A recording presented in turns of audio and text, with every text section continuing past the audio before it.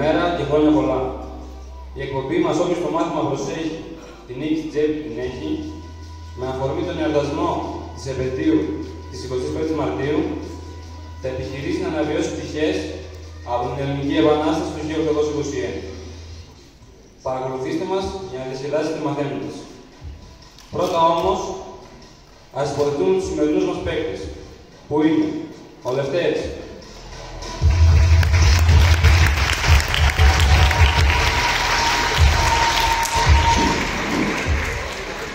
η Ελένη,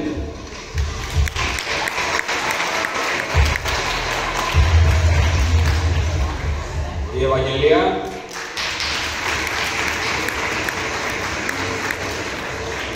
και η Γεωργία.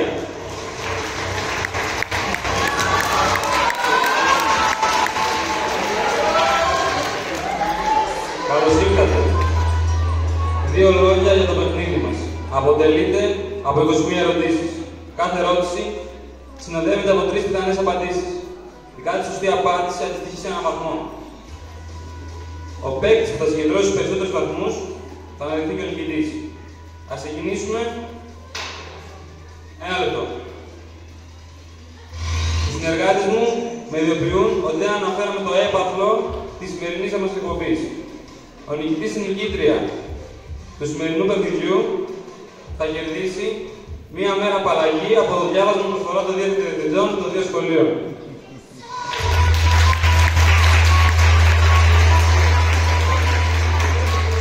Είσαστε έτοιμοι? Ξεκινάμε. Το πρώτο μέρος του παιχνιδιού μας είναι αφιερωμένο στην προετοιμασία και έναρξη του αγώνα. Ευαγγελία, η πρώτη ερώτηση απευθύνεται σε σένα. Πώς ονομαζόταν η εταιρεία που προετοίμασε την Ελληνική Επανάσταση το 1821? 1. Φιλική εταιρεία. 2. Εχθρική εταιρεία. Ή 3. Ανώνυμη εταιρεία. Σωστή απάντηση είναι φιλική εταιρεία. Πολύ σωστά. Ο πρώτος βαθμός είναι δικός σου. Ελένη, δεύτερη ερώτηση. Την πνευματική αφύπνιση των Ελλήνων είχε αναλάβει ο 1. Ρήγας Βελεστινής. 2. Αδαμάντης Κοραής. Ή 3. Και οι 2. Και οι 2. Η απάντηση είναι σωστή. Ένας βαθμός για σένα. Γεωργία, ερώτηση τρίτη. Η πρώτη επαναστατική ενέργεια των εξεγερμένων Ελλήνων κατά της Οθωμανικής Αυτοκρατορίας ξεκίνησε στις 26 Φεβρουαρίου 1821 στο Ιάσιο με αρχηγό τον 1. Δημήτρη Ψηλάτη. 2. Αλέξανδρο Ψηλάτη. Ή 3. τον Μεγαλέξανδρο. Με αρχηγό τον Αλέξανδρο Ψηλάτη. Αξιοσημείωτο είναι ότι ο βασικός πυρήνας του στρατού του αποτελούνταν από εθελοντές σπουδαστές των ελληνικών παροικιών, κυρίως από την περιοχή της Μολδοβλαχίας και της Οδυσσού, οι οποίοι έπεσαν ηρωικά στο τρατσάνι της Λαχίας στις 7 Ιουνίου 1821. Λεπτομερέστατη απάντηση και φυσικά σωστότατη.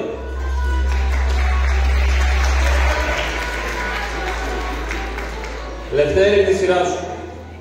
Ερώτηση τέταρτη. Η επίσημη έναρξη της Ελληνικής Επανάστασης έγινε στις 25 Μαρτίου 1821 στην Αγία Λαύρα από τον 1. Παλαιών πατρών Γερμανών. 2. Παλαιών Αθηνών Γερμανών. Ή 3. Κανέναν από τους 2. Από τον παλαιών πατρών Γερμανών. Σωστότατα.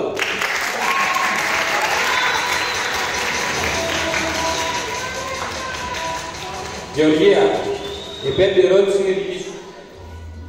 Την 25η Μαρτίου, εκτός από την έναρξη της Επανάστασης, γιορτάζεται και 1. Ευαγγελισμός του Θεοτόκου. 2. Γέννηση του Χριστού. Ή 3. Η Ανάσταση του Χριστού. Φυσικά και ο Ευαγγελισμός του Θεοτόκου. Η απάντηση που έδωσες είναι σωστή. Και κερδίζεις ένα βαθμό ακόμα. Ελένη, έκτη ερώτηση. Ευαγγελισμός σημαίνει ευχάριστα γελία, δυσάρεστα γελία ή χρόνια πολλά. Ευχάριστη είδηση. Πολύ σωστά. Συνεχίζουμε με δεύτερη κατηγορία που έχει ως τίτλο Σημαντικές στιγμές της Επανάστασης. Ευαγγελία, ξεκινάμε με σένα. Ερώτηση 7. Ποιος Έλληνας, ο Πλαξικός, πρωτοστάτησε στην άλωση της Τριπολιτσάς και στη μάχη στα Τρεβενάκια. 1. Ο Νικηταράς. 2. Ο Γιώργος Καρισκάκης.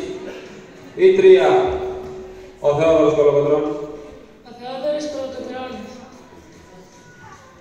Πολύ σωστά. Ένας βαθμός για σένα που αναγνώρισες τον Γιώργο Μουριά. Λευτέρη. Ερώτηση 8. Μετά από ποια μάχη οι Τούρκοι συνέλαβαν και σούκλισαν τον Αθανάσιο Διάκο. 1. Τη μάχη του Βελτετσίου. 2. Τη μάχη της Αλαμάνας. Ή 3. Τη μάχη στη Γραβιά. Η σωστή απάντηση είναι το 2, η μάχη της Αλαμάνας. Χαρακτηριστική είναι η απάντηση που έδωσε ο Αθανάσιος Διάκος στον αντίπαλό του, Μερυφριώνη, όταν εκείνος του ζήτησε να αλλάξει την πίστη του και από μουσουλμάνος να γίνει χριστιανός. Εκείνος του απάντησε: «Εγώ Γρεκός γεννήθηκα, Γρεκός θε να πεθάνω».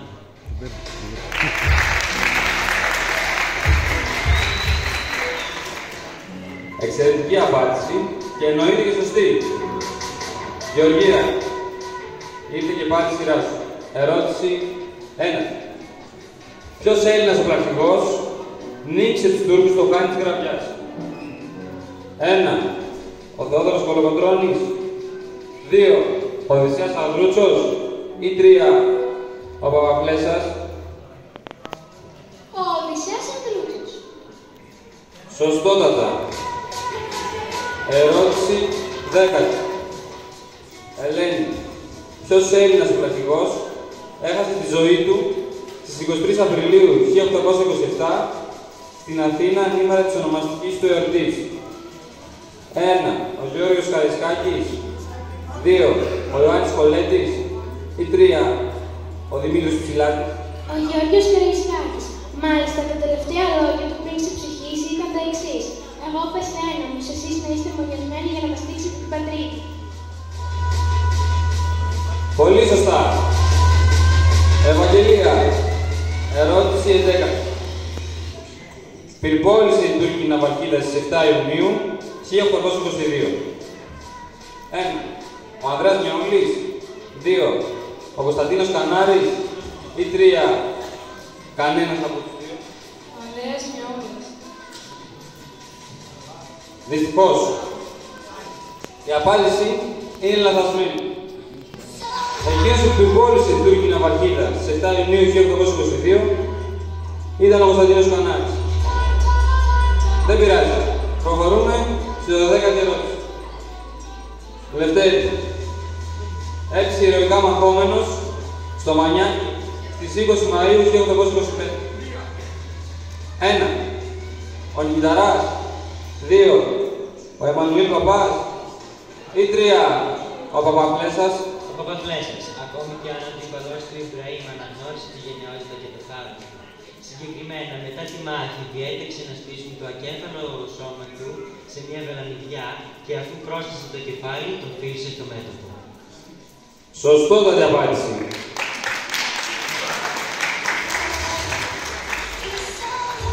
Ερώτηση 13η. Γεωργία. Αφιέρωσε όλη την περιουσία για τον αγώνα της ανεξαρτησίας, αλλά πέθανε πάμπτος. 1. Η Μαντώ Μαυρογένους. 2. Η Λασκαρίνα Μπουλίνα. Ή 3. Η Δέσπο Μπότσι. Η Μαντώ Μαυρογένους.